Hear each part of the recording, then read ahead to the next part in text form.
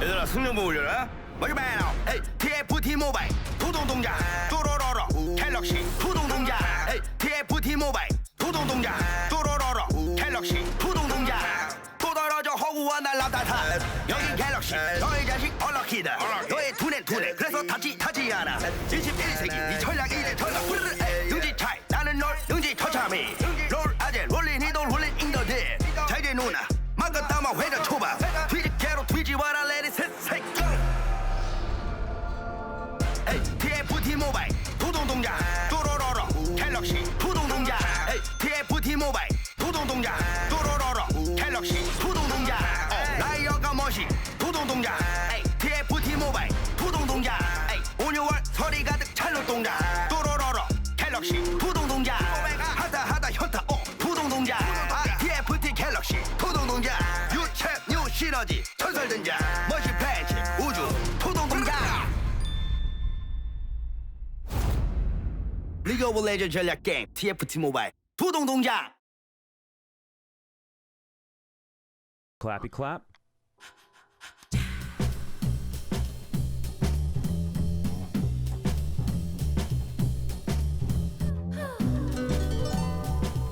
Welcome, ladies and gentlemen, to the POG State Episode 5. I am Atlas. I am joined, as usual, by LS, and we have another special guest with us. This time, it is Wadid all the way over from the LCK Korean broadcast, and he's now joining us officially on the POG State. This was incredibly last minute, and this is what we like to do to Wadid here in the LCK, is just make sure he has no idea what's going on, and then just throw him into places.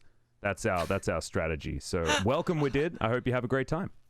Hello, I'm great, and I'm glad that I'm here with you guys. Finally, the POG State. I hope you're ready to discuss some Aatrox picks in the LCK. Okay. That's what you got to look out for. Be a little bit apprehensive. Maybe get yourself ready. But ladies and gentlemen, I do need to cover some more serious topics. I hope everyone out there is staying safe. We are doing a more remote version of the POG State just to make sure that we are as COVID aware as possible. And I hope everybody else out there is washing their hands all the damn time. I'm actually getting a little bit anxious because it was like 5 minutes that I washed my hands, and I might need to go and do it again in the middle of this show. But hopefully you guys are staying safe, and we're doing our very best to do exactly the same thing, which is why this is all going to be online, and it's going to suit LS as well. So how are your eyes doing, man? I heard you had a bit of an issue this morning, and thankfully you can stay in the dark, and things are going to be okay today. No, yeah. I don't know what's wrong. I think it started last week after Thursday, after the broadcasts on Thursday, and I just started getting eye pressure and like pressure in my temple, and it's been getting slightly worse. But I went today, and I'm just on anti-inflammatories, and I have to wait to see if it gets worse because so far everything just looks normal.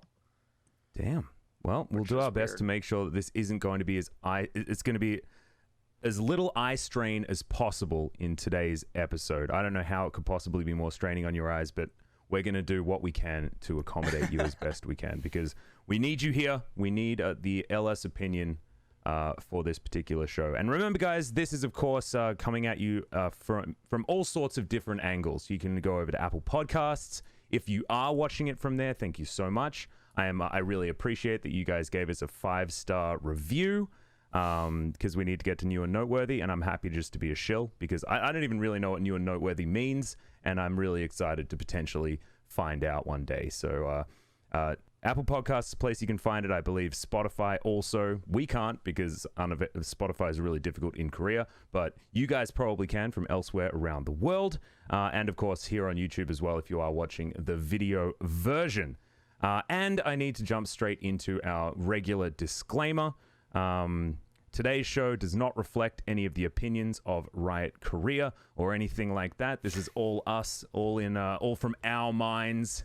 And Wadid has been now officially unleashed to talk about whatever the heck he wants to, as you may have noticed on his guest appearance on the LCK broadcast. And I want to talk to you about that for a sec. How was it casting in English for 3 best of 3s and having multiple pauses and randomly thrown on the Korean broadcast for no reason when you didn't know that you were going to be on camera that day? All that sort of stuff. How did it go? I mean, at first, I felt it was fine, but yeah, I didn't expect that it's gonna be that long time broadcast. So, at Game 3, actually, my head was booming, and I actually didn't know that. I actually didn't know what to say more. Like, I was just repeating same words, like, yeah, they played well, and something like that, you know? So, yeah, right now I'm at my home, so it feels more comfortable. Yeah, and hopefully we can continue that as we move forward. How was it taking a couple of days off, LS? You had a break for like what feels like the first time ever. Yeah. So, well, I just did live viewing for LEC, and then I did the NA LCS co-streams, and then that was pretty much it. But other than that, I slept a lot. Good. Obviously, Finally. today though there was some running around, but other than that, everything's been okay. It's been a while since I've had so many days off actually. Yeah, well, thankfully Since the hiatus anyway. Yeah, hopefully it's been recharging you. And I do want to talk just briefly about the hiatus that we went on and things like that. Of course, the LCK is back, but it's back sort of in a different setting. We have been commentating from home. How has it been sort of like this is mostly addressed at ULS. How has it been being able to commentate the LCK from home for you? Because you probably didn't do too many of the bedroom broadcast style of commentary, I guess.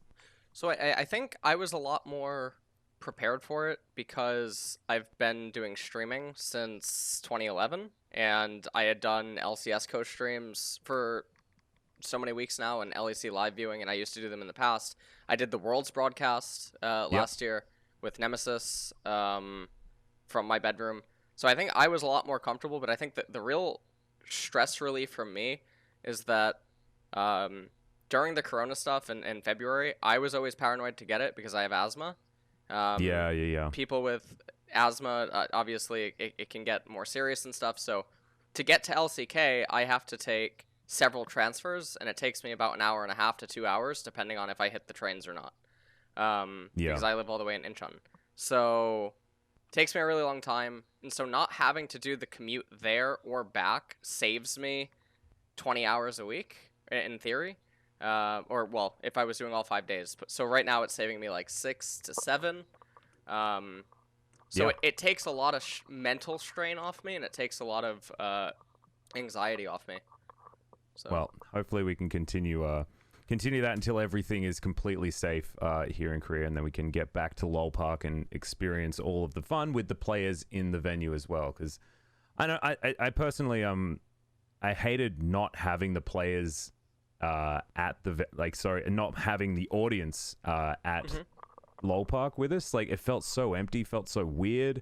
Must still feel weird. Wadid, when you're on the Korean broadcast, like.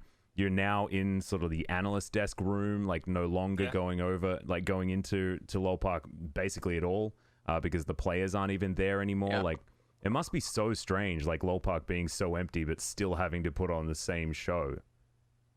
So it's like the atmosphere that you wanted. It's esports, right? So sports basically have the atmosphere from the crowds.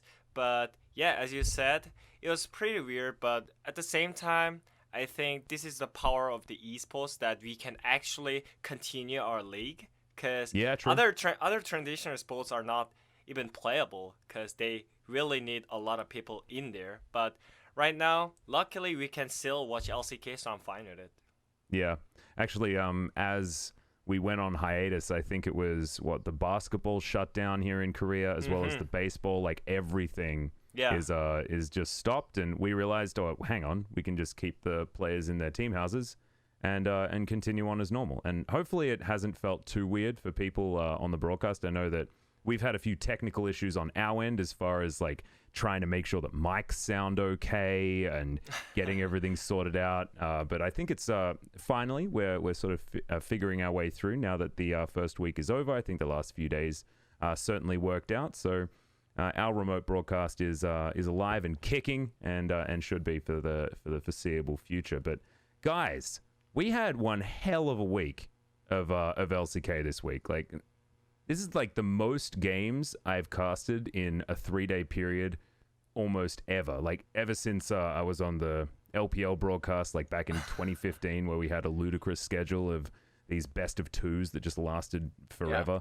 Yeah. But that was a really long time ago. I was hoping that time was behind me, but nope, never mind. We've got the 3 best of 3 days. How are you guys coping? Like, I found that my brain was melting by the end of it. We had just heard from Wadid. Like, you did mention that things were a little bit difficult as the games went on. And LS, how were you doing? You were a little bit worried about the triple best of 3.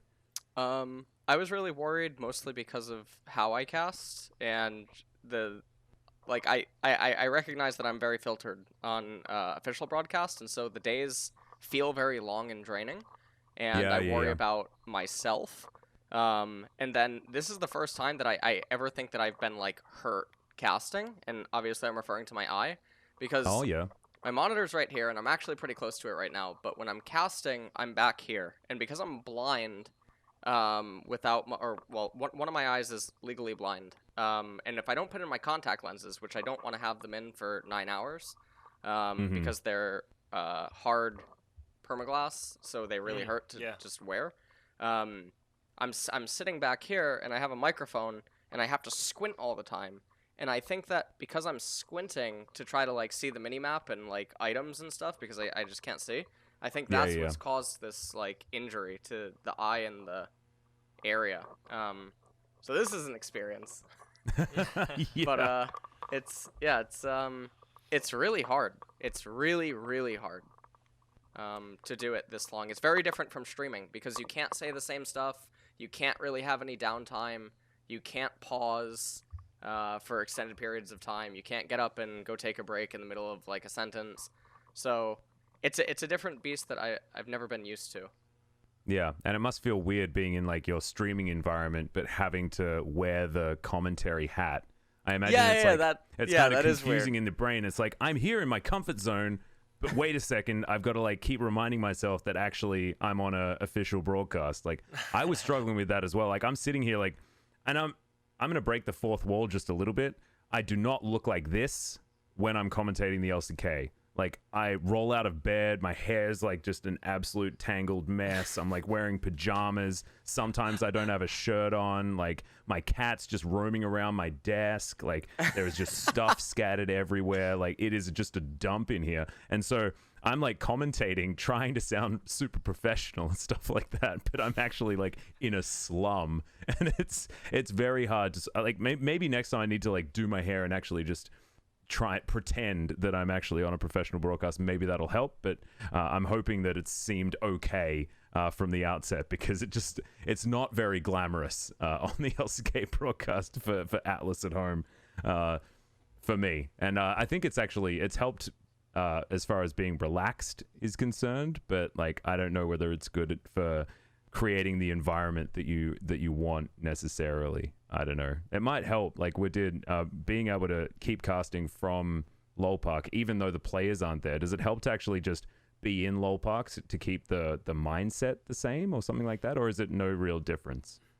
For me, you talked about the mindset, but anyways, I'm talking in English. That's the main part. So that makes me more focused on this, because I lived in Korea for 21 years, and I left to do my pro scene. But anyways, what I'm saying is, it was just hard for me, so I wasn't really unfocused. But I'm gonna try from tomorrow, actually. No, 2 days later. I will try to broadcast from my home, so we'll see if he's gonna distract me or not. Maybe it'll help. Who knows? That could be cool, and we'll see how it goes. Because you stream as well, don't you?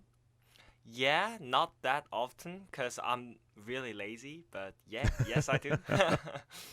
So we've got I have a stream set up, but I never use it because I'm also super lazy. And then we've got LS, who's absolutely addicted to streaming as often as he possibly can. And if he's awake and not on an LCK broadcast, he's probably streaming. Such a beast.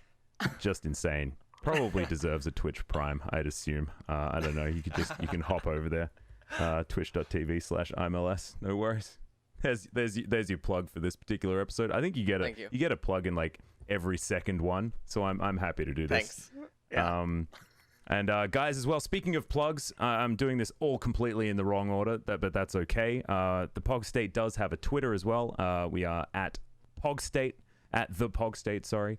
And really? You can follow us there. You can get all of the info as far as like the cool trailers that Ian might be putting out. We don't know whether we've got one for this particular episode, but we'll see because we're filming it only a couple of days before we're going to release it. So this is going to be super like snappy turnaround and things like that. So we'll see whether we can get you a trailer, but that would be on the Twitter page as well. So make sure you give that a follow if you're interested in all things POG State at the same time. And so guys, I want to move now on to what actually happened as we started round 2. Now, all the players playing from home now, I don't know whether that necessarily had too much of an impact on how they played, unless we're talking about the APK Damwon game, which we'll get into a little bit later when I ask you guys about the most insane games that we've had in the first round robin. But have there been any surprises for you guys as far as team performances so far in the first week of the second round robin? I'll start with you, Wadid. Let us know what you think. Okay, so for me, I expected DRX to do so much better than this because I really think they got benefit from the no crowd system in LoL Puck. And playing from their gaming house is gonna help more than that. So I was expecting them to play more aggressive and smart at the same time because that's what they did at round 1, right?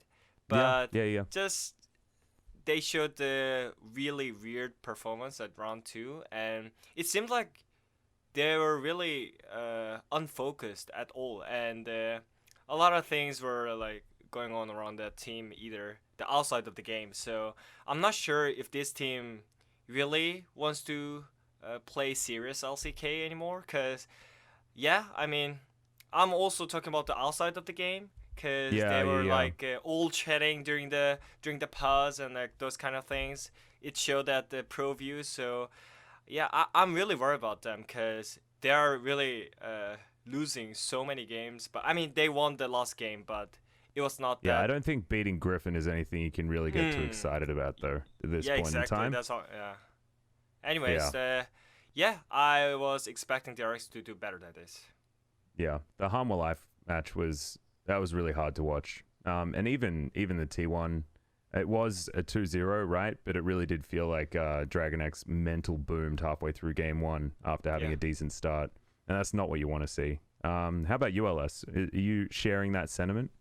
I think, well, I mean, in terms of surprise, so I don't think the top like 3 or 4 is, well, I guess KT is the biggest thing that just keeps surprising. In terms of how they started off the split and all their climb up. I was pretty much expecting APK to... I remember I kept talking about this throughout the broadcast, even in round 1, that the manner in which APK was losing was very different from a lot of the other bottom-of-the-standing teams. And obviously they changed their mid laner coming into round 2, and Cover's been doing a lot better than Kaney was doing.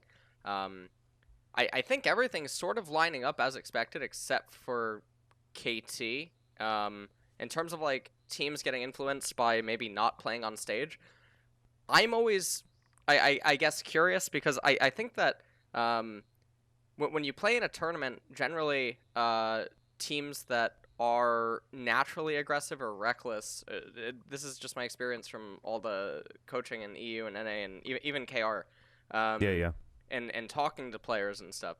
Generally on stage, players play a lot more reserved. Just naturally. And so when you have teams or players that just break that wall of not caring, and they tend to play aggressive and like forcing trades and forcing things, regardless of playing on stage, it takes advantage of the people that are playing reserved. But if people are in a more comfortable environment and a team that has a tendency to play aggressive regardless of tournament or home, I think that those teams actually get hit harder.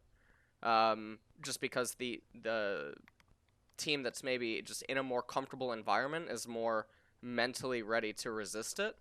So I It's don't almost know. like, yeah, there's an advantage given, but the teams that were able to play like that on stage anyway don't get anything new now. I think they don't have added comfort because they were always comfortable.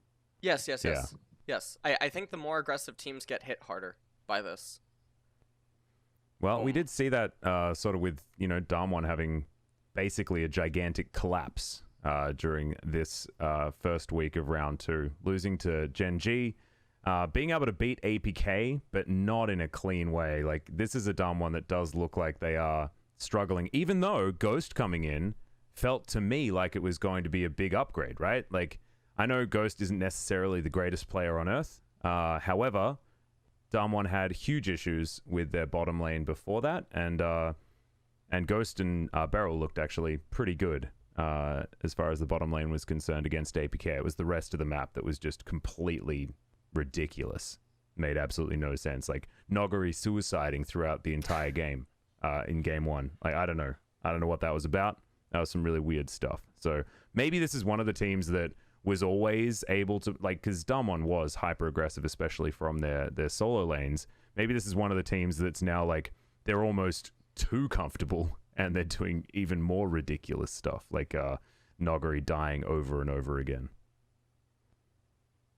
Well, I think Damwon in particular, Ghost coming in, I agree with you. I think he's an upgrade. I don't think he's a sizable upgrade over Nuclear. Obviously, the bot lane has been like meme to death in the West as being the weak link. And then they had some good showings at Worlds, but I think a lot of that was more so just other areas of the map collapsing rather than them doing spectacular. And then so far in spring 2020, I mean, Damwon's just really weird. I think that what hit Damwon in a lot of ways is a lot of individually influencing champions did get hit over the course of the last year in terms of the meta. And the meta shifted away from certain aspects of like individual expression with champions like Ryze, Akali, Aurelia ended up just getting hit. Lots of other champions that had autonomy inside of the laning phase, and that I think impacts Showmaker and Nuggery. But then in addition to that, I mean their drafts are absolutely garbage, and it sets them up. It sets them up for failure like from the get-go, and they have such a tall ask going into the game. And when the champions and the dynamics and everything are the way that they are right now, it becomes really hard to accrue advantages. And then when you have a tendency to just donk off, regardless of what the game state is or what's going on, because of unknown reasons, it doesn't lead to good things. And like the most mind-blowing thing to me is like sometimes in post-game interviews or something, I remember one in particular, I think Damwon said that they had like really good drafts or something in a post-game interview, and I remember sitting there on the desk, I think it was with you, Atlas, and I was like, might have been, yeah. How do they ever think that's a good draft? Like, it's so what you won, like, holy shit, it was so bad. Like, it's like they lapse on the circumstances that occurred in the game in order to allow them to get advantages and then win. And I think the inability to discern that or to break that away is just really bizarre.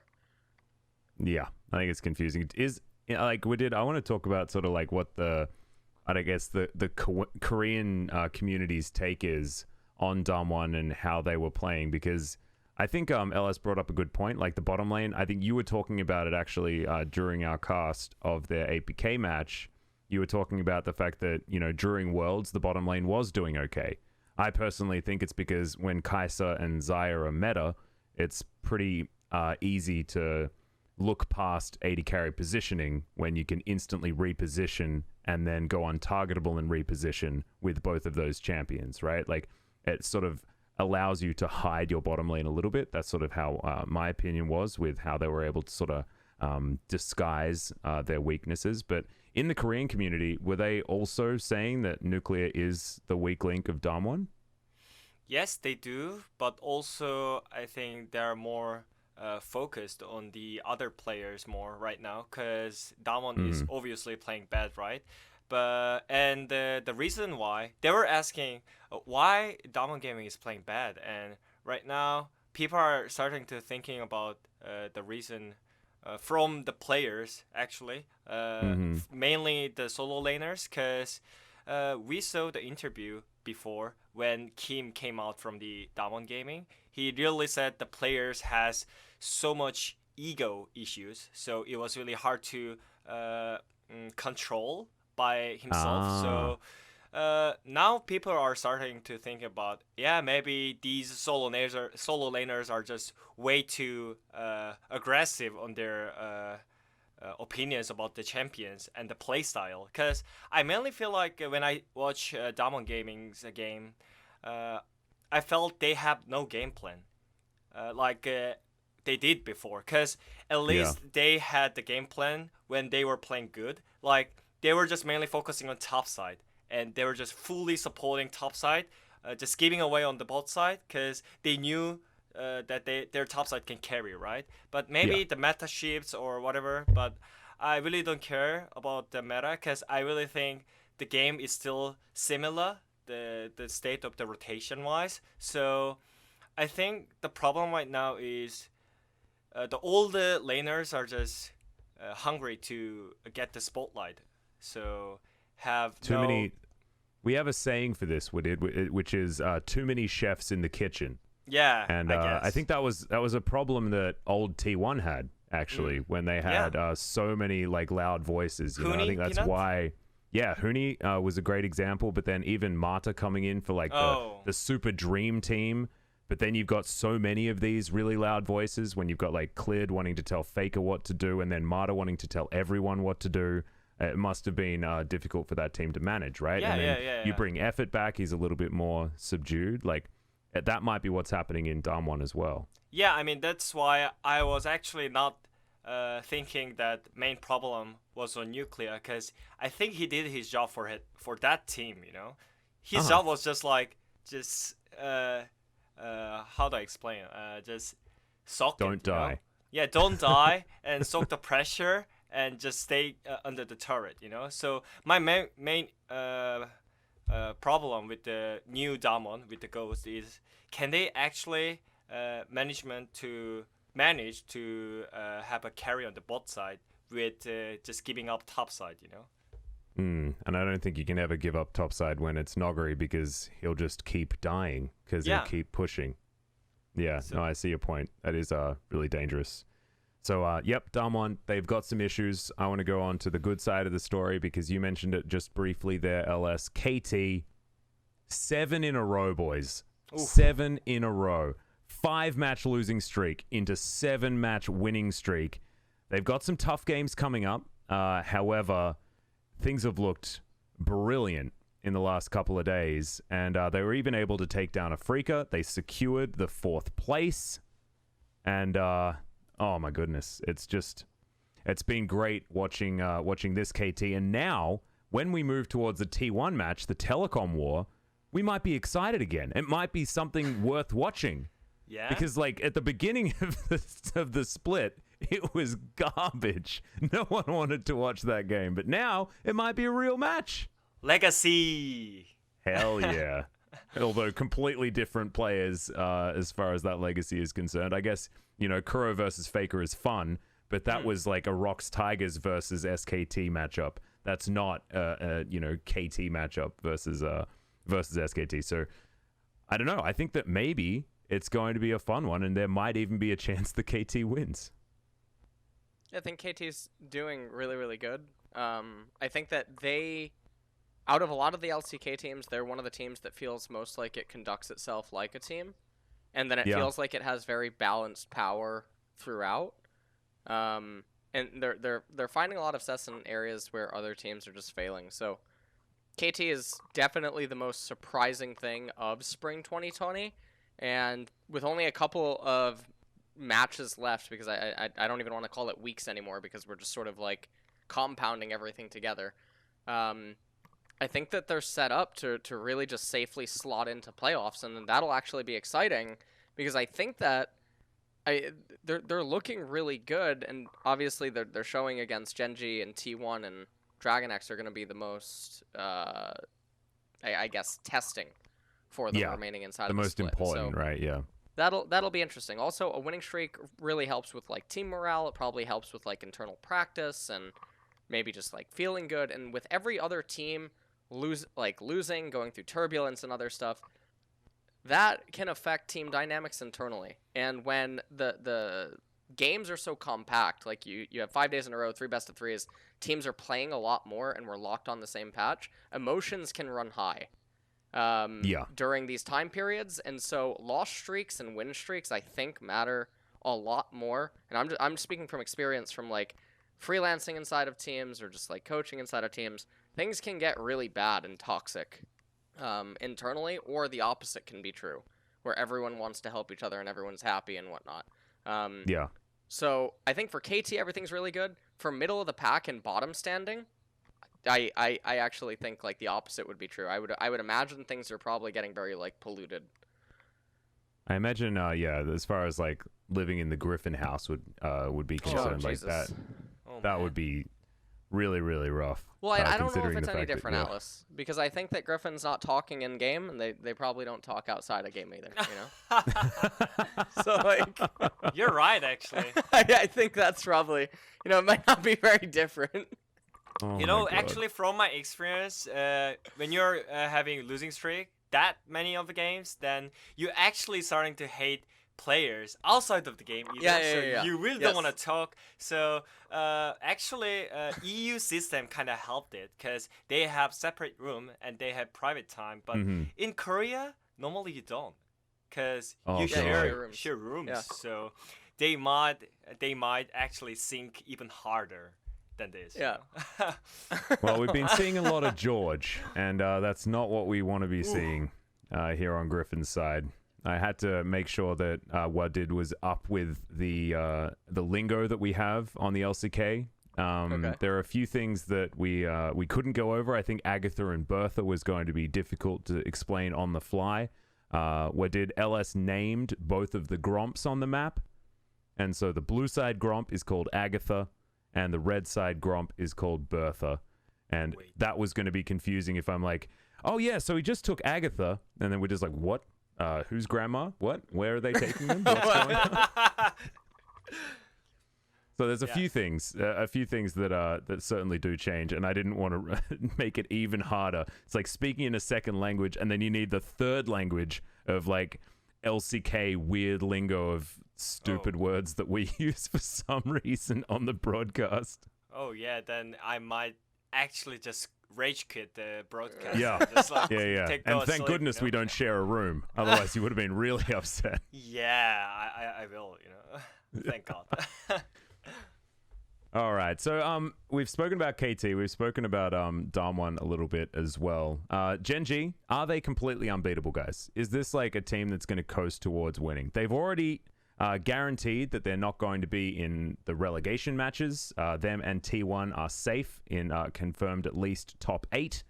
We haven't played enough games to confirm the rest of the teams, but we're going to be locking away playoff spots relatively soon, especially for Gen G, with their only one loss to the hands of T1. But is there a way to stop Gen G right now? Because they are just looking too damn good. Yeah, when I think about Gen G, and when I actually did the preview about the round 2, I was talking about if maybe in case when Gen G falls after this is when their bot lane and top lane starting to falling.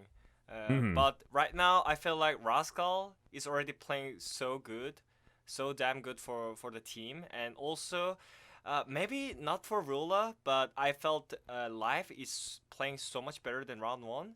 So I think it's getting harder to beat Gen G right now. Yeah, and I think BDD is also his synergy with Clid that we talk about a lot on the broadcast. We did. Those two are just so damn good. I mean, we don't need to talk about it, Yeah. BDD and Clid. So I'm mainly just focusing about the other lanes. But right now, I feel like maybe only Rola is not on his point that when he played so great like a monster. But at least his partner Life is playing so better than before. So I think it's fine. You share that, LS? So the only thing I'm worried about is So the last couple of weeks for Gen G, they've only played basically teams that have been struggling and falling, or they've only played teams on the east side of the bracket. So they still have yet to face the gauntlet of DragonX, T1, and I guess now even KT. And that'll, like, their standing right now at the very top has that removed, whereas some of these other teams have already gone up against each other. So their score is sort of inflated to a certain extent, in my eyes. Like the first round has been a little bit easier, sort of like regular season Griffin when they debuted. They had a period where they had 4 losses out of 10 games. So they had a 60% win rate out of 10 games, and then we just entered into round 2, and it just starts going up. So feel like it's sort of recency bias to feel like they're completely unbeatable, because there was that 10-game slot where they started, faltering. I mean, they met T1 twice, dropped a game to DragonX, dropped a game to Afrika, and there were other games that they could have dropped to. So I don't want to say that they're unbeatable by any means. I think that they just haven't faced the final bosses of the split yet. In round 2 and their anyway. matches next week are going to be very telling this is the test. Yeah, so this is like T1 on Wednesday. That's in 2 days from now, but I guess it will be tomorrow when you are viewing this podcast, if you're going to watch it as soon as it comes out. So that's going to be super hype, the last match of the day there on Wednesday. I agree. And I do commentary thingy for that match too. So I'm pretty excited. Is there I think that's Thursday you and I match? as well. I beg your pardon? There's no Thursday? It's not on the schedule. What do you mean? There is a Thursday. Yeah, I thought there was a Thursday too, but it doesn't say there's Thursday. It might be because on Riot's of website. It just might not be updated. Yeah, I'm looking Leaguepedia or something like that. And Thursday is APK Afrika, Humble Life, Damwon, and then KT DragonX. So final games on our first 2 days are actually super sick, because KT versus DRX is going to be another really cool one. It's like KT are finding another team to destroy, on their way up the west side of the bracket. Like it's really, really cool. And they will have just faced off against Griffin as well. We'll see whether Griffin can possibly get a turnaround, but I highly doubt that's going to happen, and that's only going to add to the hype of that DRX match. And speaking of DragonX, on the day after that, on Saturday, we're going to skip Friday, but on Saturday, the DragonX versus Gen G match is coming up. So we'll have to see whether DragonX can get themselves back together, because if they lose to KT, I think that it's going to be a downhill spiral, which might be really, really frightening. I think they will, for now. Because I hope so. Yeah, I mean, you hope so? That's pretty aggressive. I'm biased. I'm straight up biased. I just hope that DragonX get themselves back together, because I want to have like a really solid 3 teams in the LCK. Like that's my dream. I want T1, Gen G, and DragonX to be like our Uber representatives at Worlds in 2020.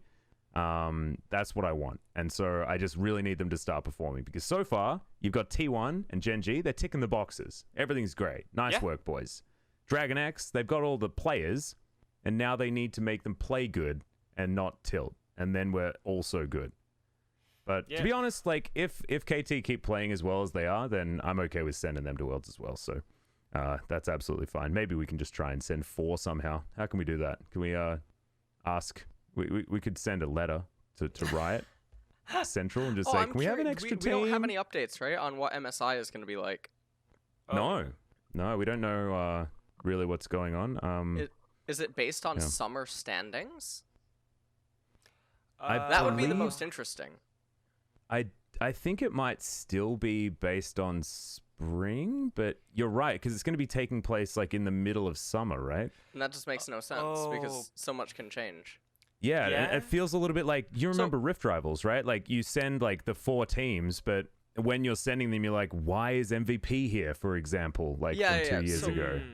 The thing that I'm wondering is, so for instance, LCK summer starts May 20th?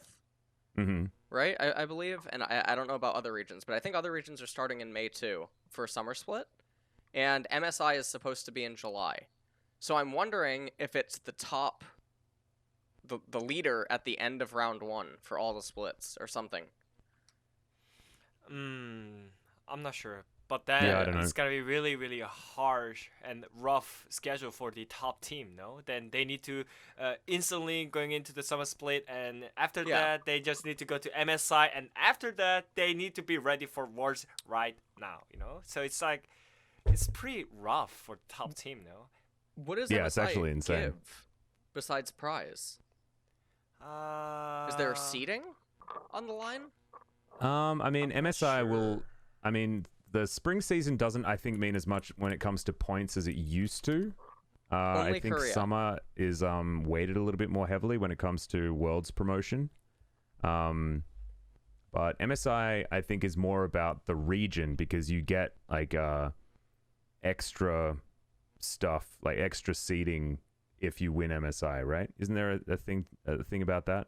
Yeah, that's what I was curious about. Is like, Yeah, does the winning team get slotted right into Worlds or something? So it's the Like winning an extra region, seed. not the winning team. Yeah, The probably. winning region, Maybe, right?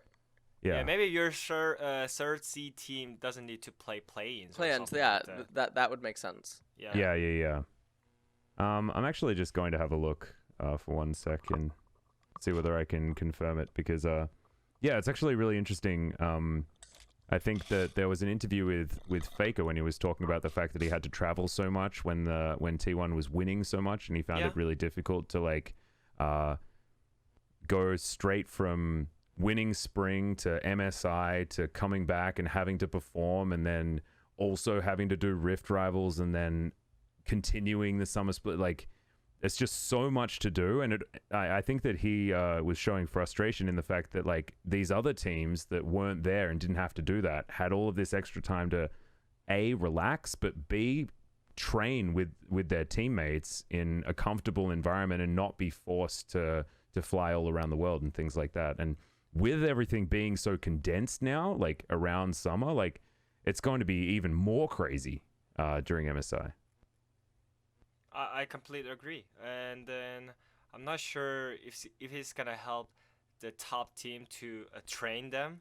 In the game that actually matters. So we'll see what's gonna happen internationally. We don't even know if it's gonna happen this year. So. Well, that's true. I mean, coronavirus is a really scary thing, and I know that Riot is taking it as seriously as they possibly can. So we're not going to be doing an MSI if it's going to be dangerous in any way, and we'll just have to see what is actually going to happen when it does roll around. But I'm hoping that there is a chance for us to do it because I love international events, man. I love the rivalries. I love the fact that Korea is going to win this year. It's just fantastic. I'm just really looking forward to it. Nice, Atlas. Yeah. What do you reckon? Like, Wadid, I know you've been focusing mainly on the LCK, but how are you feeling about our teams? Do you think that 2020 is going to be the year of Korea? How are you optimistic about how our teams are going to fare internationally? I don't think we are in a dead spot right now, but still it's doable because, as I said, it's gonna be so random if it's that compact. The international league schedule, so we just need to see what's gonna happen. Because I still think LPL is the best league and region right now. So when I watch their games, their aggressiveness is so smart. Not like our games in LCK. Yeah, it's like we're aggressive, we don't really know what we're doing, and then it's like APK versus Dumb1, and it's stupid. Yeah, I mean they're really aggressive, but without any thinking, So that was really frustrating to watch their games, especially. But when I watched like IG games or E-Stars games, also, they were really aggressive, but also rotation-wise, it was really simple and smart. So yeah, it was really great to watch what they're doing right now. Yeah, actually, I've been poking my head in as well, and I've been getting a little bit frightened. However, I'm happy to keep my glass half full because that's just what I like to do. LS, I know that you've been watching a lot of the Western leagues. How are you feeling our chances are against LEC and LCS teams? So I watch like I would say like 33% or like 40% of LEC, and then I watch all of LCS. and then obviously LCK. So I think NA as a region is just laughably bad. I think like NA's a non-factor. I think that there's Cloud9, but the problem is that because the entirety of NA is so weak, it's also kind of hard to assess Cloud9 in terms of like strength. Like for instance, I think Cloud9 would probably lose to G2 and Fnatic the majority of the time from Europe. And then I think if Cloud9 was in Europe, they would probably be either 3rd, 4th, or 5th in terms of actual standing. And then what does that mean for LCK teams? Well, LCK teams, they might be really bad, and I talk about this all the time, but the players are individually really, really good in terms of mechanics and in terms of individual capability and individual understanding of the game comprehensively. How they mesh together and what they do inside of the game together is an entirely different story. But if you try to donk off at them, they're a lot better on an individual level. And so areas where like middle bottom standing EU teams or like even middle upper NA teams or something might find success doesn't even necessarily mean that it would translate to beating middle of the pack LCK teams. So it's more like NA's cream of the crop can do good against Korea's upper middle teams. So I don't know. Also, I haven't watched any LPL. I mean, I've watched very select games that people have like asked me to look at. So I don't have any sort of a power level there. I just obviously assume that they're still really good. But the way that it's looking right now is like there's only currently three or four Western teams, and then there's like potentially 4 Korean teams. But if you asked me to evaluate the Korean teams as like a whole compared to Western teams, I'd probably say there's like 7 Korean teams or like 8 Korean teams. I think that's fair. But I don't know. I'm worried for Korea this year, the way that stuff currently stands. Yeah. Because of the meta, the dragon is useless most of the part of the game. Dragon's really slow. Like the third one's the most important, obviously, and then also like Cloud Dragon. So like on the LCK broadcast, I don't know if Atlas told you, we call it Clown Dragon. Because 10% CDR, what does that really do at 20 minutes into the game or 17 minutes into the game on your ultimate? Because you're not always casting your ultimate off cooldown. So if it gives you, 6-12 seconds or something, it's not practical. It's not a real thing. I completely agree. And more of that, I actually think Cloud Drake is just most useless Drake right now. Yeah. And also, the map change wise, it doesn't actually affect Summoner's Rift that much, compared to other Drakes, Yep. Ocean Drake, you gives more bright brush and those kind of things, and Mountain Drake, it gives new structure in the Rift, right? And Inferno Drake, it just breaks the wall, and that's like really fantastic effects, you know. But Cloud Drake is really boring, It's really actually small boring. little windy speedy boosts. Yeah, that's boring, no? I think cool. I like little speedy boosts. I was talking with pro players on stream a couple of days ago, and one of the things that I thought of is if Cloud Dragon could give Summoner Spell CDR, like 5%. Oh, that would be cool. For setting up plays too, because then suddenly trading flashes isn't bad, because then for the next fight you have it before the opponent. Or is that like too strong for that reason? No, so if you make it in increments of like 5, 10, 15 or something, or 2.5, 5, 7.5, maybe that's balanced or something for Cloud. Or extra CDR on abilities when standing on the Cloud terrain. You know what I mean? Like on the map. Oh, yeah. It like supercharges your abilities. That would actually be pretty cool. Yeah, I think that would be exciting. Yeah, like a war zone. Like an actual war zone. Like everything's going faster, So. Yeah. It turns everyone into Skarner. That's cool. We should talk to Captain Flowers about it. He'd be totally keen on that whole idea. So yeah, dragons kind of suck. First Dragon 2 is kind of a joke. Like you get it early on, you get 4% on like 80 AD, or if you're a mage, you get 4% on like 70 AD, 60 AD, and then you have no AP. So you're not really getting a whole bunch of damage. I think armor is probably, well, situationally, armor or Ocean Drake, depending on the game timer, or Mountain Drake, depending on game timer. Just mathematically, I think is probably going to be the most helpful. And then Ocean Soul's broken, though. I don't know your take on that, Wadid, but Ocean Soul is not fucking balanced. I agree. That's so boring, Drake. You cannot even team fight. You can't lose. You know, like when I see a Faker poking 1v5 as LeBlanc, normally when you do that as LeBlanc, you actually get poked. And you maybe sometimes you die, but LeBlanc gets full HP all the time with Ocean Drake Soul. That's so bullshit, man. Yeah. You know? What is that? I'm so glad you guys have synergized. You guys have found your one thing that you can now connect on. And now I want to move to, because like we're talking more about like overarching meta type stuff and how it affects Korea. So let's talk about like Korea's obsession in the top lane with picking Aatrox. And also like yesterday, did you guys watch that ludicrous draft with Ornn being picked on like blue side 5th pick somehow? And there's Yorn finally for Ixu. Very weird that it took that long. Yeah, absolutely. It's an understandable pick up there, but the fact that it was picked at blue 5 is just insanity.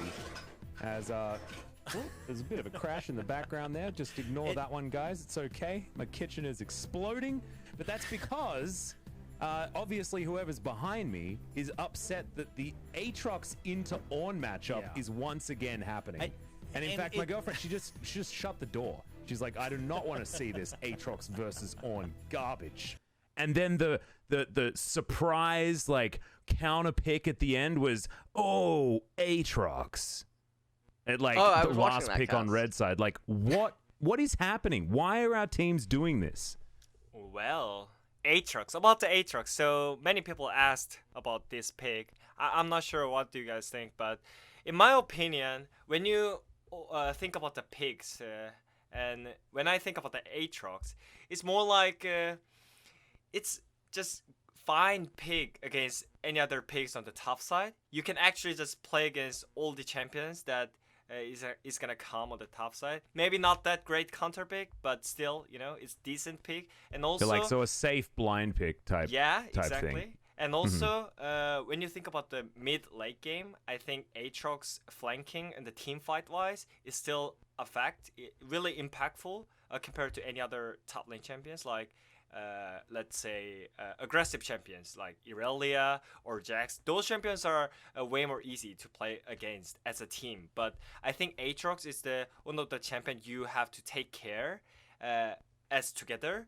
Because if you get one reset or one impactful like flash combo with the Q highlights, so I think that's the main reason why Korean teams are liking it, because it's just easy to grow up because there's no fights, so many fights in the game because it's LCK and you go to the late game normally. So probably that's why. Does that make sense, LS? Do you reckon that that explains it? Well, I have no doubt that that's why they're picking it, but obviously my gripes with it are way different. Like for instance, so I mean, all right, so I'm not a stats person, right? But I will bring up the stat. Aatrox's win rate in LCK is terrible. Yeah. But I really don't like bringing up stats, because stats basically only lead you to questions. They don't actually answer them entirely. So I don't disagree with Wadid that Aatrox is a champion that in top lane feels like he can go up against the majority of things and he can just sort of go even. But against Ornn or against like certain other champions, I think that players are too bad to abuse Aatrox, and there are good players that are able to abuse Aatrox with champion. Like Ornn, I actually just don't think can lose to Aatrox. So you go Bramble Vest first.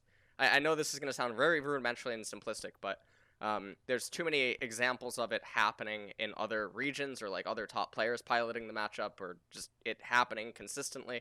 Ornn, I mean, that literally happened 2 days ago. We watched it happen. So you go Ruby Crystal, Bramble Vest, first Aatrox, the lane's over. Like he's not gonna outscale Ornn in the later stages. He can try to flank, but if Ornn is behind his team or inside the team, the Ornn ultimate's just so strong.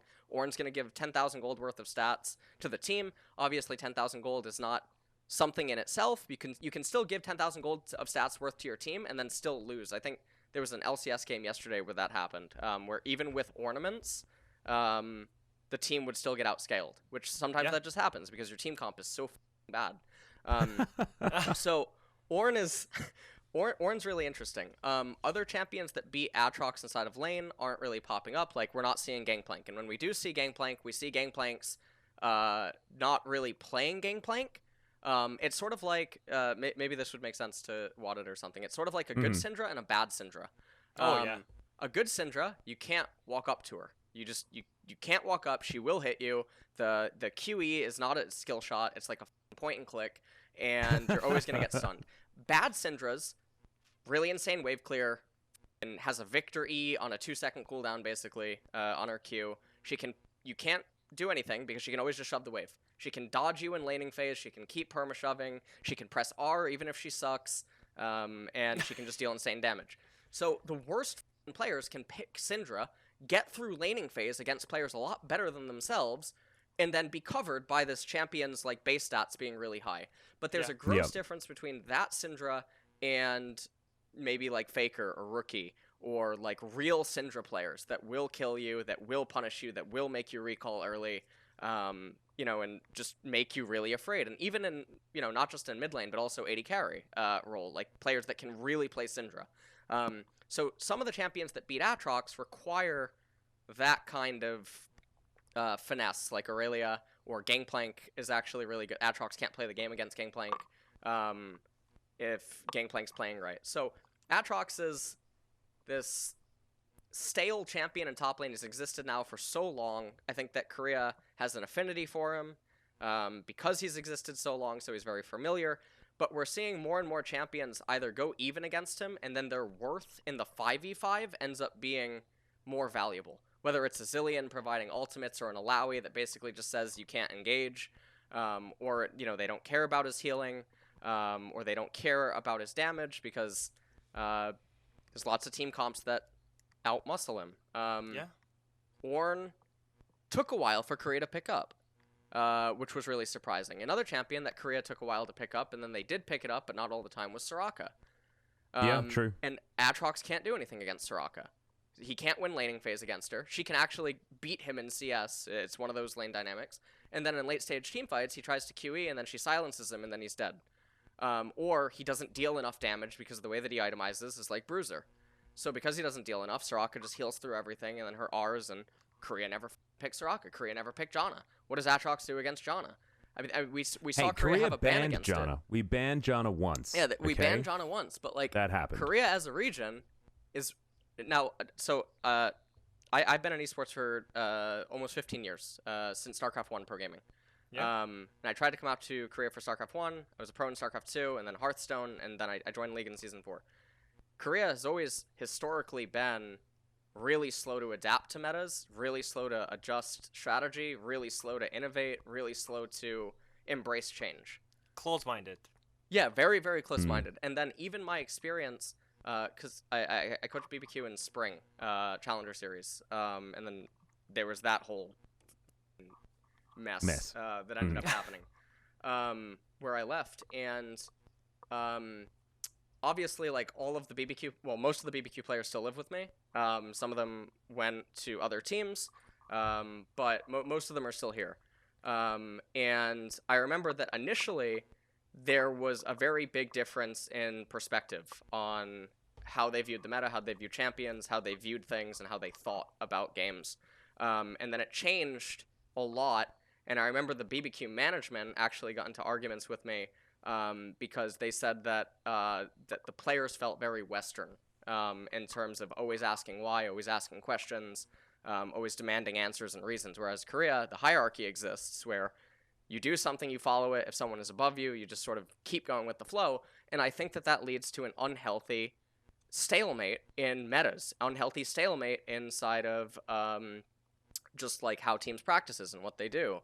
And I think it's not good. And I think Aatrox and a lot of other champions in the meta right now are a byproduct of this. I think another example is when champions get nerfed, they either don't give them up right away or they go back to other champions that do suck. They play those champions for a little bit, like Gnar, or something like that. Then they drop them again. Wadid, maybe you feel this way. Like, I feel this way about Kai'Sa right now. In general, like Senna, Aphelios, MF were the ones that got really big. MF actually started getting popular September, October. She grew to power, but the Worlds patch, no one was playing her. Kespa Cup came around, everyone playing MF. Prime League in Europe, everyone playing MF. Spring kicks off, everyone playing MF. And then obviously Senna comes out, Aphelios comes out, they're cream of the crop. Kai'Sa and Xayah got nerfed in November, December. And now that Senna, Aphelios, and MF get nerfed and brought down a little bit, we saw Ezreal pop up his head, he got buffed a little bit, and now we're seeing people pick Kai'Sa again. But Kai'Sa takes so long to come online, she's so heavy, and oftentimes she doesn't actually have a lot of usage, like in certain team comps, and yet they're picking her because they don't know what else to pick. Or they don't want to try to think, like, why not Kog'Maw?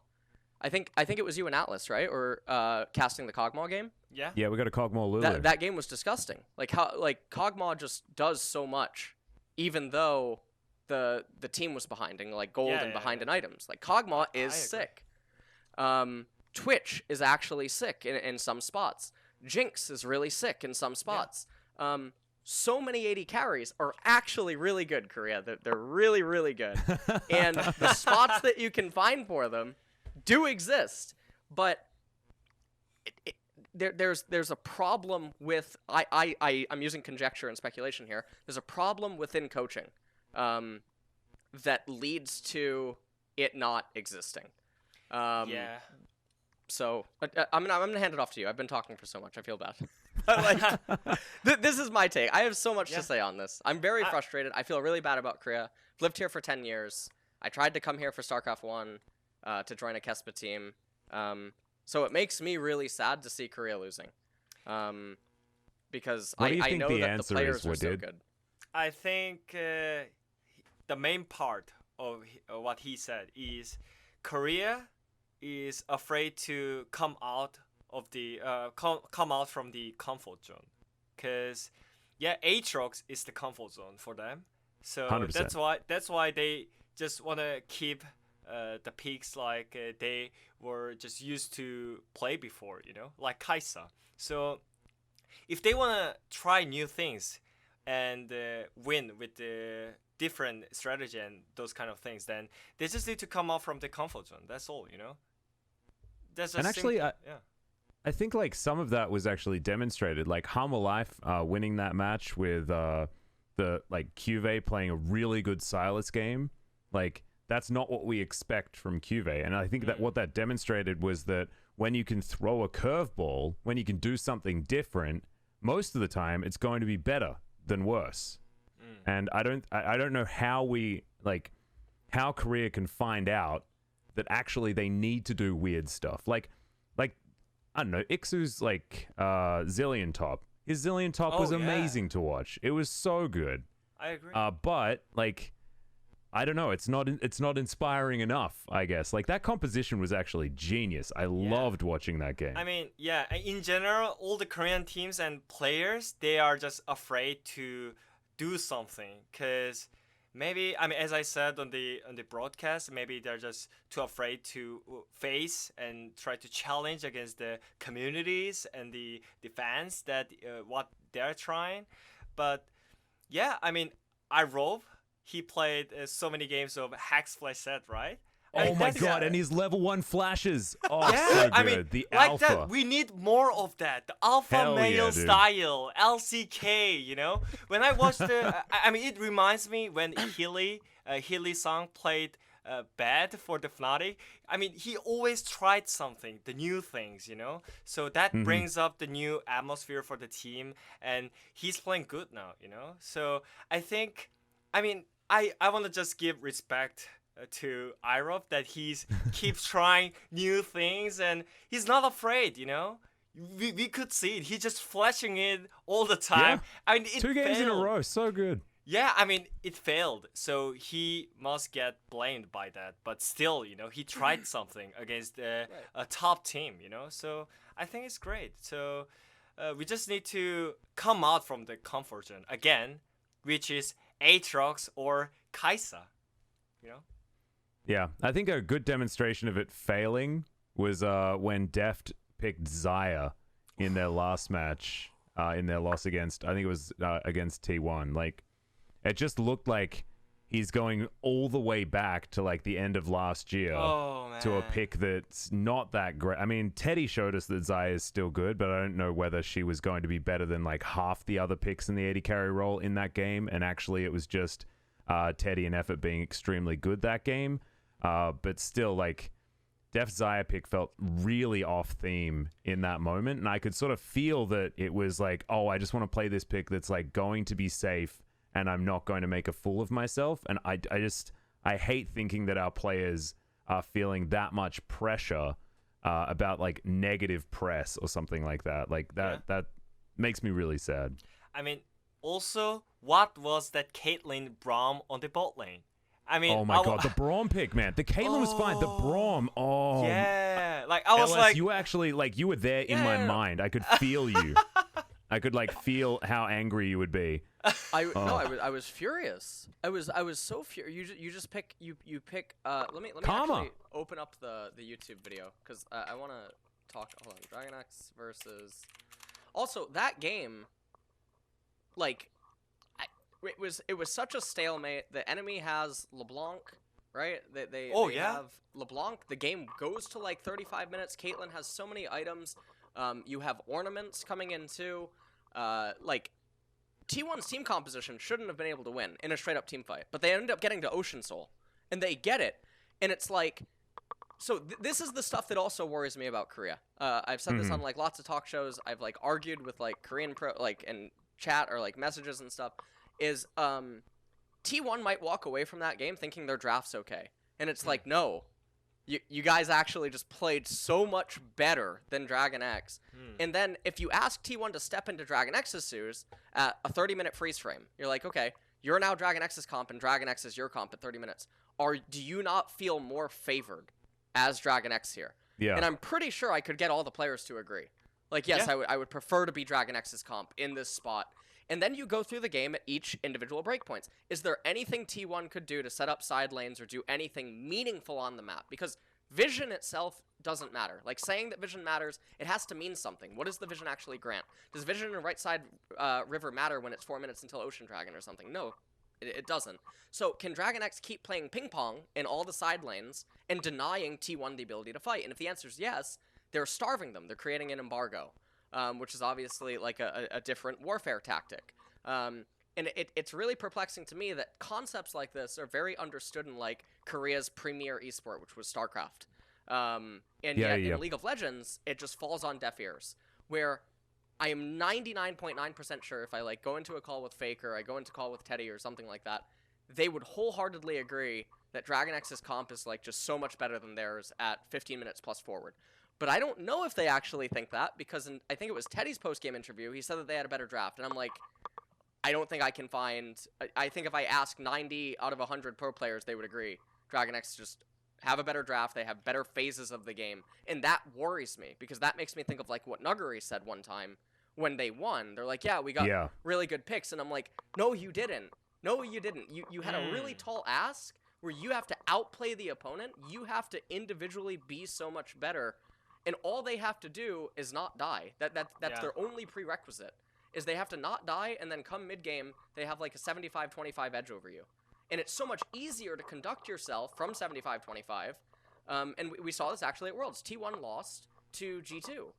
G2 had way better scaling team compositions against T1. T1 got lots of early advantages early on, and then their champions just can't do anything in the 5v5 at like 3 items, 4 items, etc. A lot of team compositions at Worlds, because I had the Google Doc Atlas, where I was like doing the post-draft predictions. Right now in LCK, I have 81% post-draft prediction rate over 140 plus games. And at Worlds, I had 80%, and then I dipped right under 80%. And that's not just like always picking the favorites. Like, I predicted Dom1 to lose to the wildcard team, despite their draft, despite them getting 3 Infernal Dragons. Like, these aren't just like joke numbers, right? Like, in terms of evaluation. So hearing T1 talk about it, hearing Dom1 talk about drafts and stuff, it's really, really concerning. Bring this back to the Caitlyn Braum. In that draft phase, they saw the Kalista Taric, they have Caitlyn, and they also see the other champions that are primarily melee they have to engage. So then why not actually choose a mage support that can sort of like part the water veil, you know, part the Red Sea.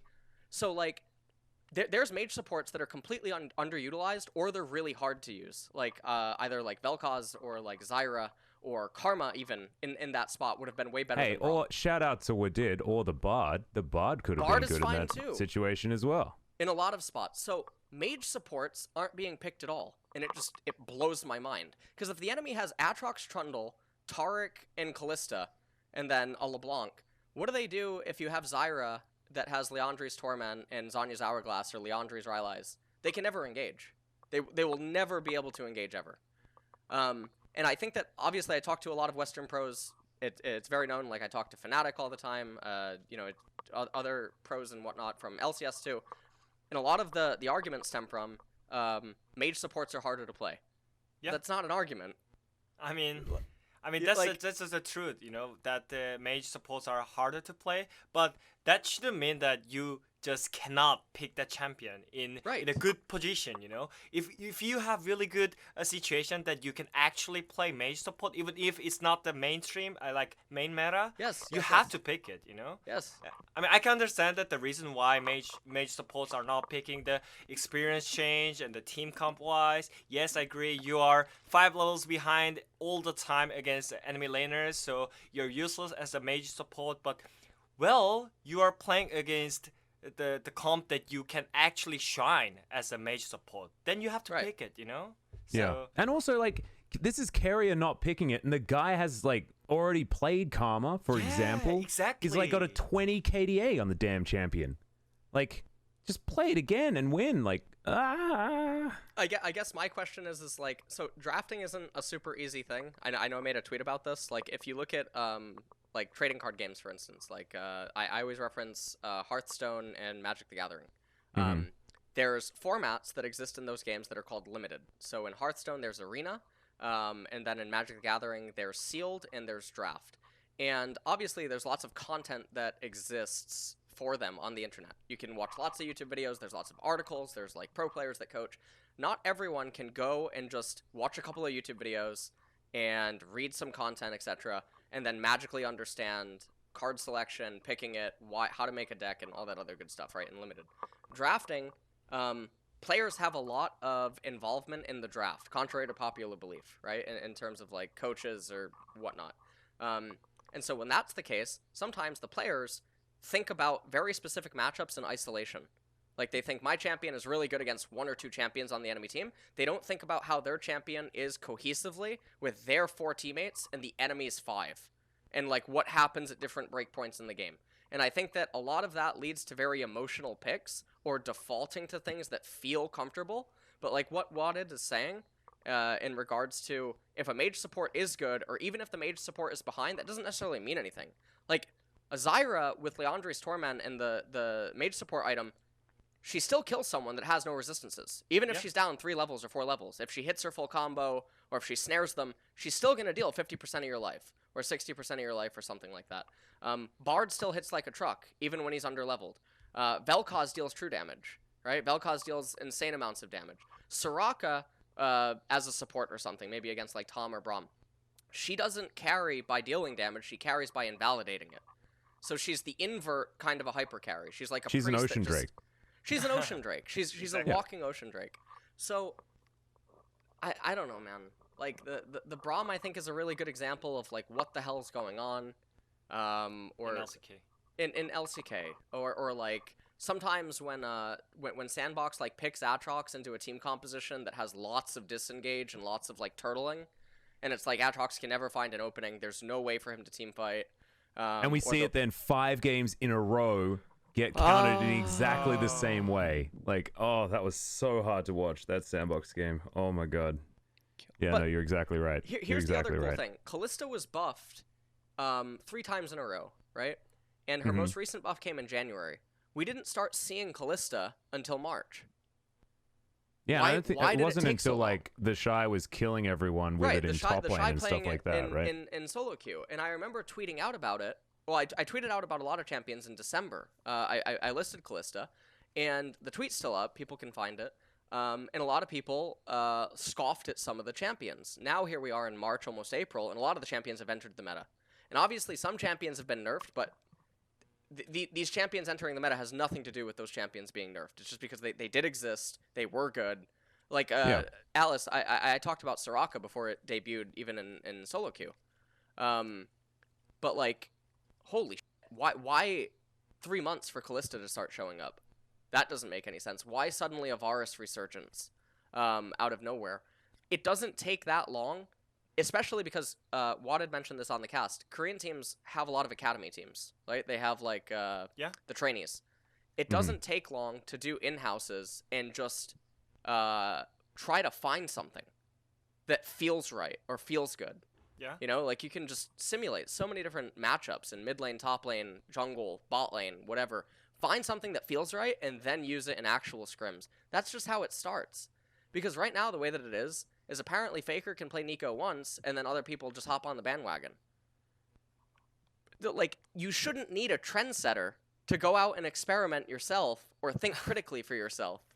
Yeah, You know? and like where are like the players that have champions that only they can play, right? Like we've completely gone away from that. We've got like a standard 4 champions in each role, right? That where everyone's sort of cycling through, when we used to have like players that you had to specifically ban, like Udia, for example, maybe like 6 years ago against like certain junglers because they were just too good at that champion, right? Like there used to be like these sort of picks that people would put extra time into, and then you'd have to like screw up your ban phase because you need to get rid of this one thing that's just really annoying to deal with because this guy has so much mastery of that champion. And now it just feels like everyone plays like this top 4 champions in each role just so that they don't, use all of their resources on something that's never going to actually be played, right? Like, I don't know. It makes things feel a little bit more boring when you don't have like those really exciting sort of off-meta crazy picks. That's why Ixu is so fun to watch, right? Because he still plays his Alawi, right? Like he still plays his zillion top lanes. He does all of his crazy stuff, and he's happy to like have all of these weird bans be thrown his way because he wants to shake up the game like that and be different. And I just think that it adds interest even just as a viewer, right? Like, I don't know. It's sort of intelligent to do from like a competitive standpoint, but also it's fun. Please do it. That's what I want. I want it so bad. Yeah, I mean, fun to watch, but also it can be really great level at the same time, like LPL, you know? LPL is like fun to watch, but also at the same time, it's really great level to watch how League works with the team game, you know? So I think it can be both, not only one way, you know? Like G2 and Misfits just picked like troll picks, like top Bard and bottom Annie, those kind of picks. I mean, we don't need troll picks. We just want to bring up the new things to the league. It breaks the comfort zone, you know? That's all we need. Try new things, challenge the stigma, you know? And you might actually have more fun, get more inspired doing it. Like that's sort of where my head's at on this whole thing. I remember when Faker picked Master E just randomly. Yeah. Marin and Coach are saying that like just pick Azir, you know, it's like comfort pick. We just have decent damage, but like Faker's like, nah, Master E, man, right here, we can just do it. Azir, Master E. We just wanna want one of those again, you know. Like I just want to see also, them more. We can have a look at Faker's win rate on Master Yi. I'm pretty sure it's pretty damn good. I think he's like 3-0 on the champion of all time, or something like that, probably. or maybe the number's higher. But yeah, he hasn't lost, so it must have been great. Just playing something a little bit weird. Oh man, AP Master Yi was busted though. Absolutely busted. Yeah, it was. When's it going to come back? But gentlemen, I think we're getting towards the end of our tether on the show, to be honest. So I do want to sort of wrap up by getting some predictions for our second mega week. We do have 3 best of 3s each day for 5 days in week 7, and then we're back to regular show length for weeks 8 and 9.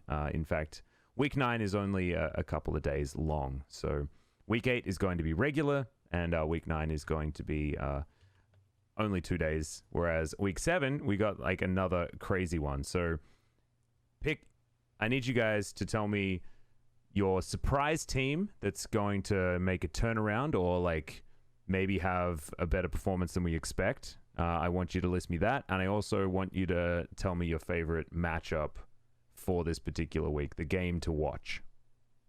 Go. I'm going to put LS on the spot first. You're going to put me on the spot? Mm-hmm. I think just seeing how Gen.G holds up for the remainder of the split is the thing to really pay attention to, because I think everything else is pretty solid. And then I think it would be silly not to say that it's Gen.G versus T1 or Gen.G versus Dragon X. Ooh, yeah, that's hard. I think it's Gen.G versus T1, personally. I agree. Because I don't think DRX can win with those performance, you know? I feel like they're worse than KT right now. So I don't even want to compare them with T1 and Gen.G, you know? I think it feels more better for me to compare KT to Gen.G and T1 right now. So that's how I feel, and I agree. I just want to hit the mark. The match of the week is Gen.G versus T1. Mm-hmm.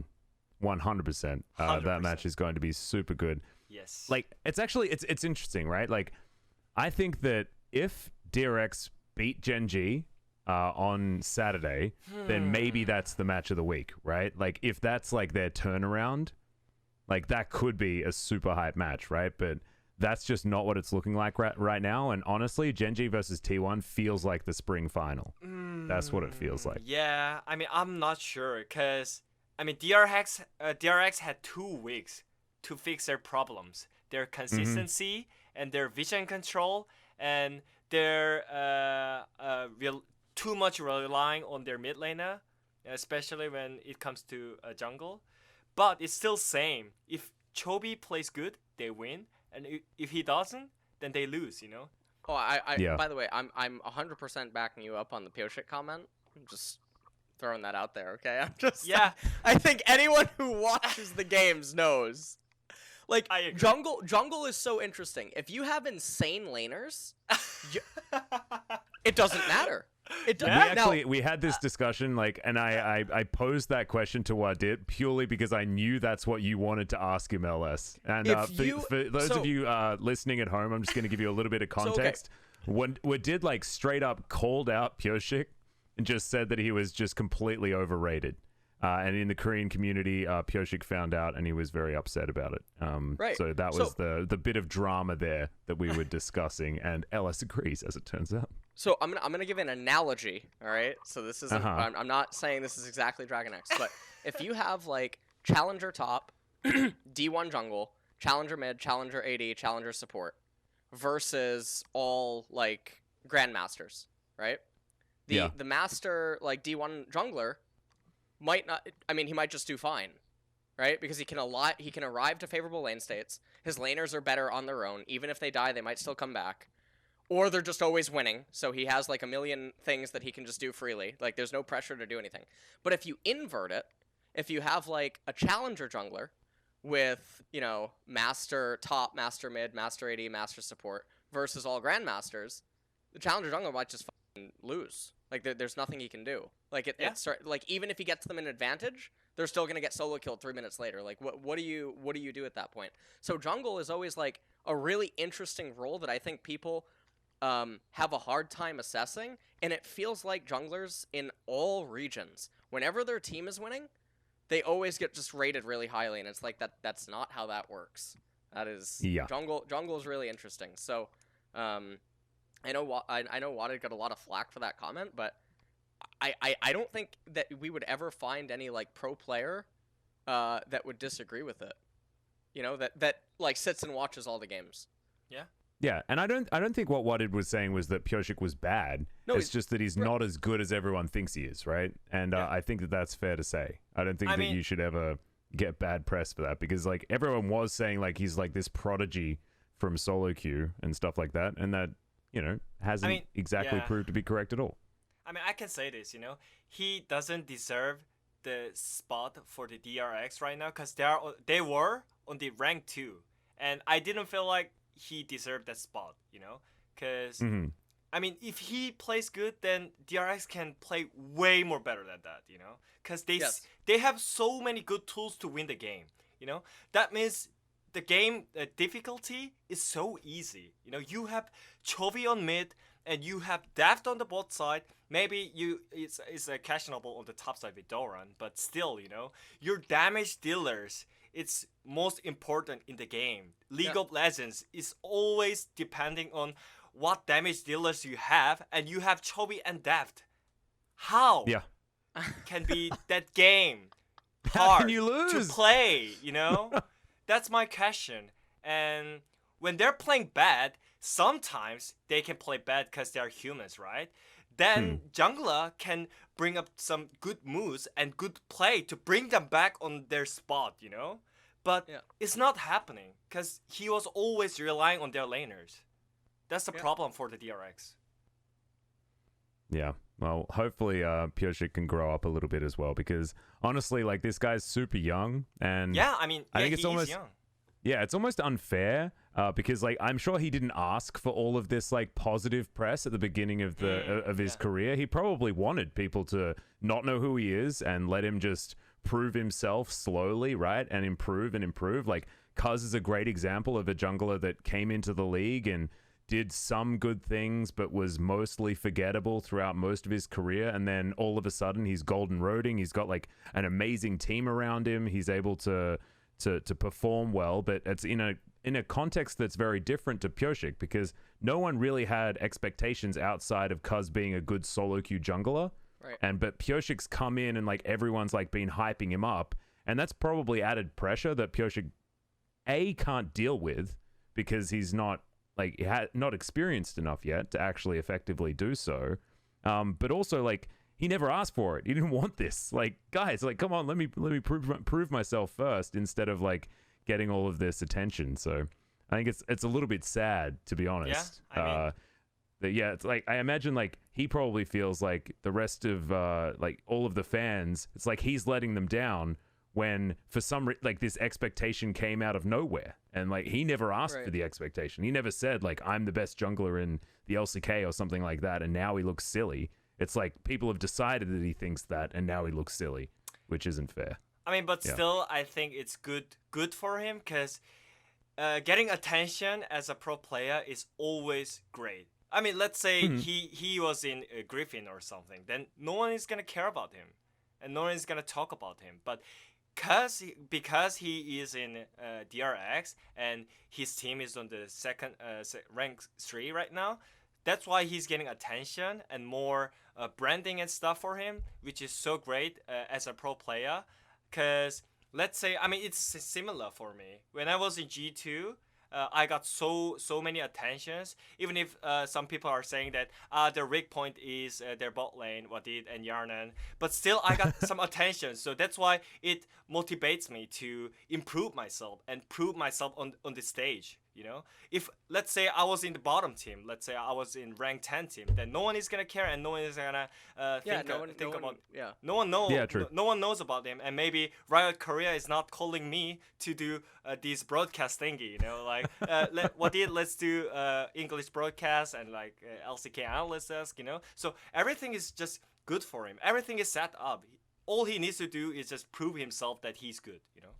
Yeah, and hopefully it doesn't get to him in a negative way, and he can think positively like you did about that attention, right? Like, because sometimes it can bear people down, and sometimes it can boost them up, right? Like, it's just how people cope with that sort of attention. So hopefully Pyosik can use that for the better. But we're probably nearing the end, gentlemen. Is there anything that you'd like to discuss before we sign out? Yeah, one. Asked in chat. I understand the boomer Atlas here Oh. doesn't know how Maybe I could open the chat thingy. Maybe you Oh, could open yeah? the chat. Oh, Yeah. how unfortunate. Yeah. Okay, so Boomer. I guess I'll ask what our producer Yewan asked in the chat. I apologize, Yewan. I didn't know that we were taking chat questions. She was going to say, is LCK going to be fine Or if we one get viewer. out of our comfort zone and experiment, or is there something else that LCK needs to do as well? I actually think that's a really interesting question. I think she should be our producer. Wait, hang on, she is. Never mind. Yeah, is that all they need to do? Is it just get out of the comfort zone and then we should be okay? Like, is our raw mechanics just going to be fine after that to carry us through? I think again going back to the point about the individual potency of LCK players in general, I think if the structure, so I've always been very vocal that I think that the problem exists at the core of like the hierarchy system, and if the players are really, really good and they're meshing well together, then the teams are going to perform well. But I think that in general, Korea's been stuck now for like 3 years, I would say. Yeah. In terms of like willingness to change or adapt or do anything. And while we've produced some good teams over the years that have found success, it doesn't matter because there's a rotten core at the bottom, or at the very middle, that keeps showing itself. And I think that's the unwillingness to experiment, unwillingness to try to be creative and outside of the box, and sort of just always defaulting to the historical method and approach that Korea's had for 20 plus years in esports. And in StarCraft, it really worked. But in other games, like even right now in StarCraft 2, Koreans are still really, really good. But because like the Korean server, Korean teams and stuff sort of like not died, but doesn't exist the way that it used to. A lot of foreign players are also really, really good. I think the best player in the world is a foreigner, right? Or, unless Cyril's fallen off. Cyril, he lost to Zest, unfortunately, at Katowice, so did he? Okay. he wasn't able to actually win the final. The point is that he's it's still very touted. close. Like, all the players there were saying that Cyril was the best, right? Okay. And like just because he lost that one game doesn't mean that necessarily proves otherwise or anything like that. I think Korea would be I think that's so a much fair better assessment.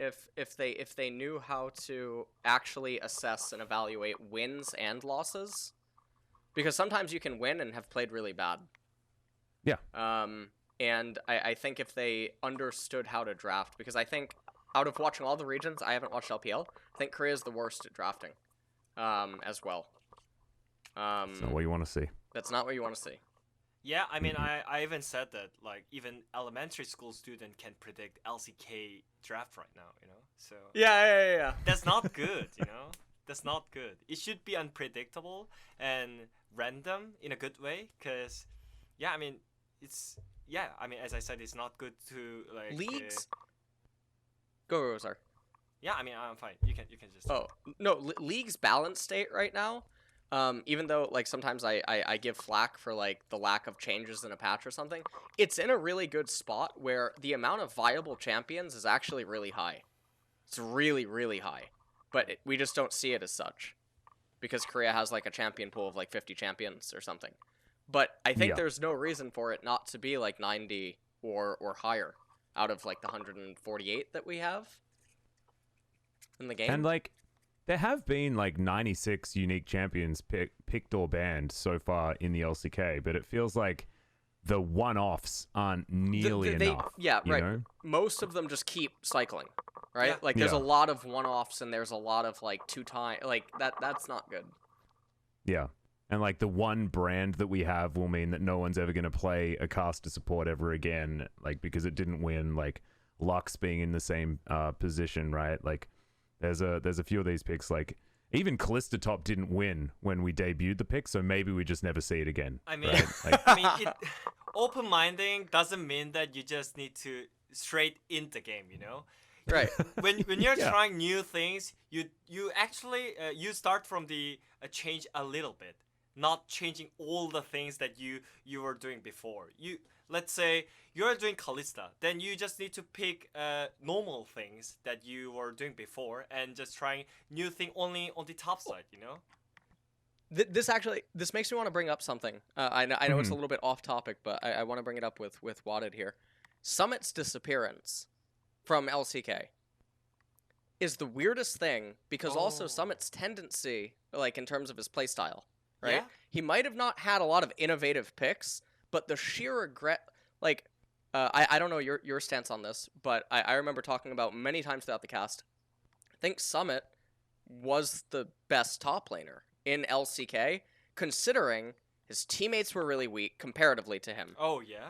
And then just the amount of sheer force the guy would bring, even when he was behind. I legitimately thought in spring 2020, prior to his benching, he was better than Keen, he was better than Nuguri. In like his own individual ability.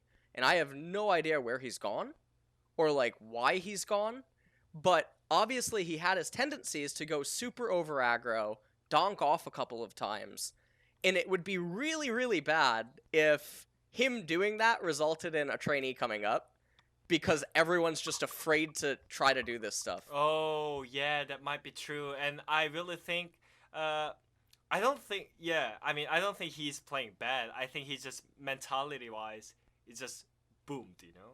So, yeah. I mean, I agree that compared to Keen, normally you compare Keen when it comes to compare the top laner. Yeah. So, yeah, you're right. The resources are not great for Summit, even though he was carrying the team. So I agree with the part that you think Summit is the great top laner. But yeah, do you know, like, do you have any insight with like anything to do with Sandbox on the Korean side? Have they made any statements about like why Summit isn't playing? I imagine the fans are also like really confused. This is like Faker getting sure, benched. Yeah, I mean, exactly. This is actually Actually, I think it's even maybe bigger than Faker getting benched, because he was the only weapon they had, and now he's gone. So it's like they turned up for a gunfight and put their gun away. Where the fuck is Summit? Now we'll win the gunfight, man. One of the best top laners in the world is missing, and there's no comments on what's going on. Yeah, I mean, that's really interesting, because I mean, normally you cannot say that on the announcements that he's playing best, so that's why we are not using him. You know, so maybe that's the reason why we can expect it, but we are not sure. You know, maybe his mentality is just completely destroyed because of the atmosphere that Koreans have. So a lot of people don't actually know this. So Summit tried to join an NA team that I was trying to help him get into. This is years ago. So I actually knew him on a personal level. And he went to NA, and he originally was intended to test for mid. And he went there, and there were LCS mid laners, and there were Korean mid laners testing, and he was shitting on all of them in scrims, like first timing certain mid lane champions. And this is in the end of 2017. Damn. And he was beating all of them, and in scrims, Summit would speak in Korean, so only me and the other Korean players on the team could understand him, but he would get really frustrated with the teammates. Like, why aren't you, going forward? Why aren't you engaging here? Why aren't you, and I wonder, now obviously this is speculation, but it's because it's like 3 years ago, but I wonder if that's still like his mindset, where on Sandbox, maybe he's fully aware I'm so much better than all my teammates, and maybe that leaks into like scrims and internal stuff that we can't see, and he's really frustrated, and then just mental booms. And then maybe it's actually a toxic team environment and makes the rest of the team upset and want him to not play. Potentially the best top laner in the LCK is benched. That is so insane. Yeah. I think your reference to like comparing it to Faker being benched is entirely warranted, and now I'm thinking about it, it's making me even more sad, to be perfectly honest. So on that note, we're gonna have to say goodnight because we've been here talking for a really long time. But thank you so much for coming at such short notice. Wadid, so good that we get you on the LCK English broadcast sort of twice in the 1 week, I guess, and then immediately for the first day when we get back as well on Wednesday for a super hype matchup. Oh man, Gen G versus T1, our match of the week is going to be so good. And ladies and gentlemen, you can follow Wadid on Twitter at WadidXD, I believe. XD, and, yeah. XD. And at LSXYZ9 is still his Twitter handle. We're not going to go into it. And I'm Atlas TV. She didn't sell it to me. I didn't sell. Yeah, still hasn't sold it to you. Oh my god, I can't believe it. We actually make sure we get a bit of that story every single time now, and it's really bothering me. Sorry. I think you should have done Wadid's thing though. Wadid XD is like so cute. I love that Twitter handle. That's real good. Oh, I'm yeah? actually I'm upset that I did the TV instead of XD. I could have been Atlas XD. Oh, man. When I actually tried to go to a Europe team, when I actually debuted for the pro scene, a lot of people said, "Oh, random Korean against XD." So I was like being sarcastic, you know. So didn't you have an alt account that was like called that, or was that somebody else in Europe? Like there was someone who had an account that was actually called like a random Korean, or something like that. That's you. Yeah. Okay, good. So I was like, being, I felt like really self-conscious if I had got that wrong. So thankfully I got that right. Oh, my yeah. God. I mean, so that was why like my tweet handle is XD, just being sarcastic to all the viewers that who thinks that I'm random Korean. So I mean, I prove in some kind of way. So I'm happy with it. Yeah, no, it's great. It's real good. We might LS is almost there. You just need to turn the YZ into a D. There you go. Can't do it. I can't. Wadid can never change the XD now. He's gonna lose his blue check mark. Hey, that's true. I had to get mine back again because I used to be Riot Atlas for a really long time, and then I had to take the Riot out because I was a contractor. Mm-hmm. Oh yeah. Twitter, by the way, if you're watching, verify LS. It's just getting annoying, to be perfectly honest. And he complains about it, and then Sky Williams complains about it, and then everyone complains about it, and then we're just we're going round in circles. So Twitter, if you're watching, just please verify this man. And also, ladies and gentlemen, please remember to stay safe. COVID-19 is a big deal.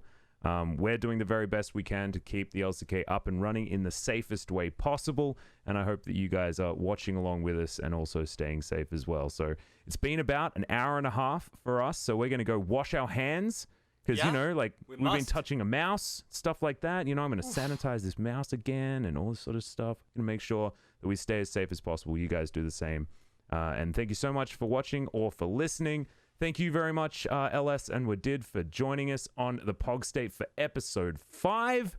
And that's going to do it for us. Good night, good morning, good evening, whatever it is, wherever you are.